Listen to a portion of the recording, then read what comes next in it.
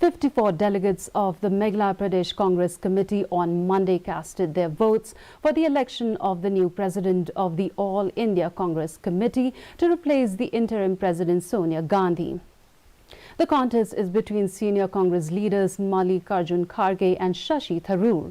It will also be the first time in 24 years that the Congress will be electing a non-Gandhi president. While speaking to reporters, MPCC President Vincent H. Pala informed the voting started at 10 a.m. at the Congress Bhavan. Pala informed that the AICC has deputed an MLA from Assam, Rekib Budin Ahmed, to oversee the election process, and the ballot box will reach Delhi by Tuesday.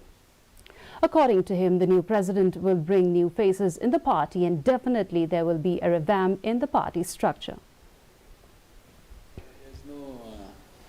We don't side with Tharoor or with Kharge, so it depends on the voters this time. So I hope that there will be a free and fair election for the party, for the interest of the party.